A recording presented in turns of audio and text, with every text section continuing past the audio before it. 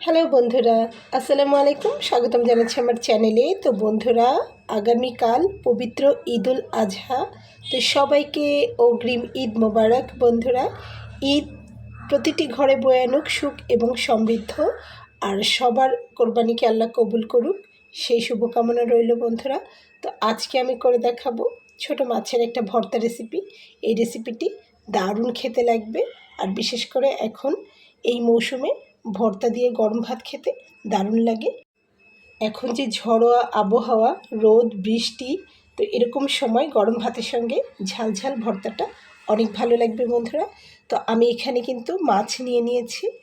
যতটুকু ভর্তা আমি তৈরি করব তার উপরে ভিত্তি করে আমি এখানে নিয়ে নিয়েছি বন্ধুরা। তো আমি এখানে বেশি পরিমাণে ঝাল নিয়েছি, পেঁয়াজ রসুন নিয়ে নিয়েছি। আপনারা চাইলে ঝালের পরিমাণটা একটু কমিয়েও দিতে পারেন। দেখুন, মাছগুলোকে একদম ধুয়ে পরিষ্কার করে নিয়েছি ঠিক এভাবে। তো এই ভর্তা রেসিপিটি কিন্তু করতে হবে, মাছগুলো একদম কড়া করে ভেজে নিতে হবে, যেন মাছের গা থেকে একটা ভাজা ভাজা ঘ্রাণ বের হয় যখন মাছগুলোকে বেটে নেওয়া হবে। তো বন্ধুরা, মাছগুলো একদম মুচমুচে করে ভাজতে হবে এই কারণে, কারণ এই মাছগুলো কিন্তু শিলপাটায় বেটে নেওয়া হবে কাঁটা সমেত, ছোট মাছ। তো আশা করছি বুঝতে পেরেছেন। প্রথমেই মাছগুলোতে হলুদ লবণ মাখিয়ে একদম কড়া করে ভেজে নেব। তো চলুন দেখে নেওয়া যাক। আমি মাছগুলোতে প্রথমেই লবণ আর হলুদ মাখিয়ে নেব। তো আমি অন্য আর পাত্রে নিচ্ছি না, এই পাত্রেই মাখিয়ে নিচ্ছি। তো প্রথমে আমি এখানে একটু হলুদ দিয়ে নিলাম, আর দিয়ে নিচ্ছি একটু লবণ, দিয়ে খুব ভালো করে মাখিয়ে নেব। তো বন্ধুরা, এই ভর্তা রেসিপিটির শুরু এবং শেষ কিন্তু সরিষার তেল দিয়েই হবে। তো বন্ধুরা দেখুন, আমি খুব ভালো করে হলুদ আর লবণটা মাখিয়ে নিয়েছি। একটা ফ্রাই প্যানে আমি খানিকটা সরিষার তেল দিয়ে গরম করতে দিয়েছি। এখন মাছগুলোকে ভেজে নেব। আশা করি বুঝতেই পেরেছেন, ভাজাটাও সরিষার তেল দিয়ে করব এবং পুরো ভর্তাটা ফিনিশিংটাও সরিষার তেল দিয়ে হবে। দারুণ খেতে লাগবে বন্ধুরা। চলুন দেখে নেওয়া যাক। দেখুন, আমার তেলটা কিন্তু গরম হয়ে গেছে। এখন আমি মাছগুলো দিয়ে নিচ্ছি।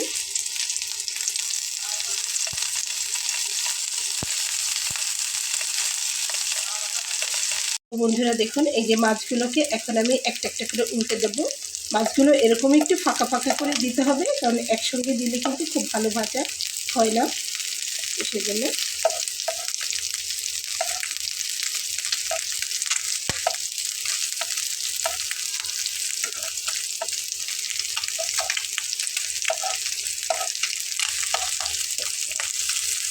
আর আমি মাছের পেটের অংশটা এত ভালোভাবে ফেলে দিয়েছি, কোনো রকম তিতা লাগার কোনো চান্স নেই, একদম সুন্দর লাগবে খেতে।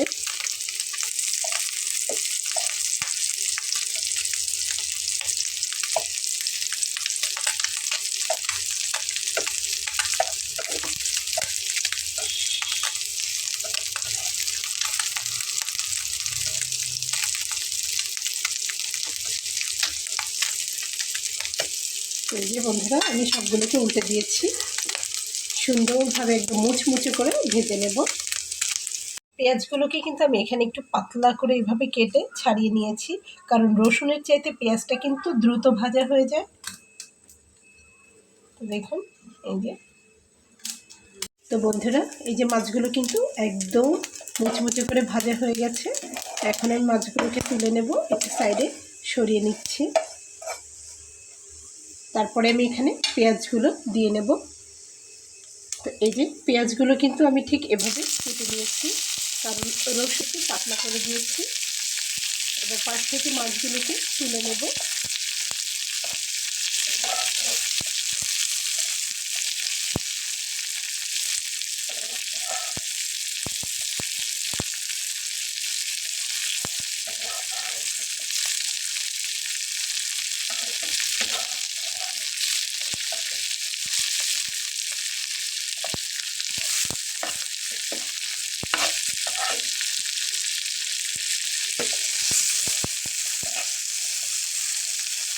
তো আমি এখানে আরও একটু সরিষার তেল অ্যাড করে নিচ্ছি বন্ধুরা। তেল দিয়ে নিয়েছি। এখন আমি এখানে রসুনটাও অ্যাড করে দিচ্ছি।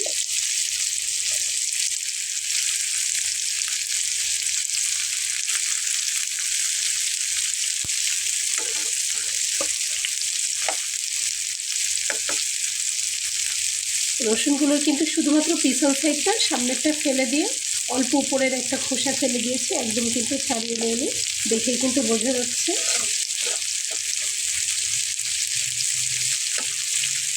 তো বন্ধুরা দেখুন পেঁয়াজ আর রসুনটা কিন্তু ভাজা হয়ে গেছে, তুলে নেব।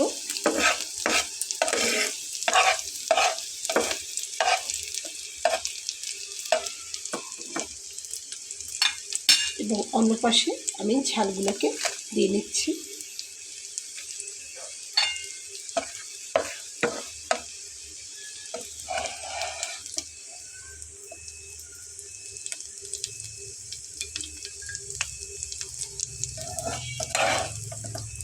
এই যে বন্ধুরা ঝালটা ভেজে নিচ্ছি।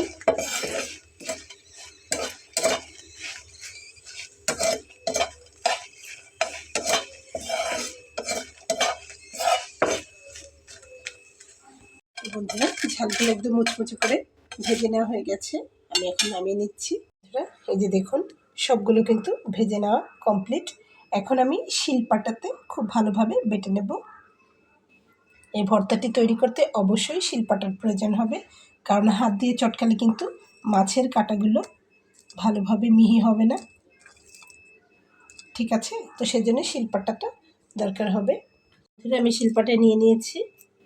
এখন আমি প্রথমেই মাছগুলো বেটে নেব। আর শিলপাটাতে আমি একবার ঝাল বেটেছিলাম, কিন্তু আমি ধুয়ে নিইনি, কারণ শিলপাটাটা শুকনো প্রয়োজন হবে, ওটা আমি ধুতে গেলে এটা ভিজে যাবে। তো বন্ধুরা প্রথমে একদম মাছটাকে মিহি করে বেটে নেব। বন্ধুরা মাছটা একদম মিহি করে বেটে নিতে হবে, হাতে নিয়ে দেখে নিতে হবে, কারণ কোনো রকম যেন কাটা না থাকে, তাহলে কিন্তু মুখে লাগবে। তো মাছটা ভেজে নেওয়ার পরে তারপরে আমি এখানে শুকনো মরিচগুলোকে বেটে নেব।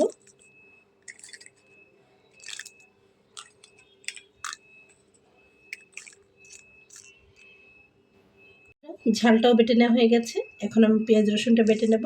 আর ঝালগুলোর দানা কিন্তু মিহি করে ফেলবো না, দানাটা মুখের ভিতরে পড়লে ভালো লাগবে। এখন আমি এখানে যে পেঁয়াজ আর রসুনটা নিয়ে নিয়েছি এটা বেটে নেব। দেখুন আমার ভর্তাটা কিন্তু বেটে নেওয়া হয়ে গেছে, আমি একসঙ্গে মাখিয়ে নিয়েছি। আর এখানে আমি আমার প্রয়োজন মতো সরিষার তেল আমি অ্যাড করে নিয়েছি। আমি বলেছিলাম শুরুটা শেষটা সরিষার তেল দিয়ে করব। তো দেখুন এখানে যে পাত্রে আমি তুলে নেব তাতেও খানিকটা সরিষার তেল আমি লাগিয়ে নিয়েছি। আর এখন ভর্তাটা ছোট ছোট বল আকারে আমি করে নেব।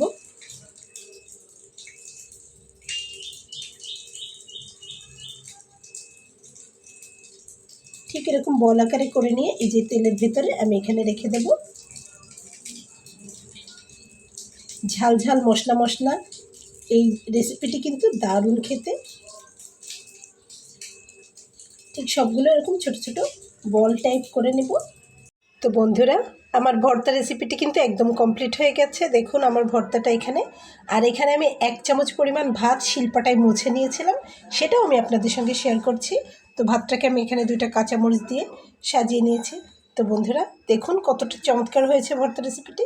তো আশা করছি রেসিপিটি আপনাদের ভালো লেগেছে।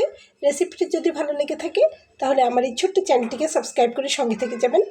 দেখা হবে পরবর্তীতে নতুন কোনো রেসিপি নিয়ে। সেই পর্যন্ত সবাই ভালো থাকবেন বন্ধুরা।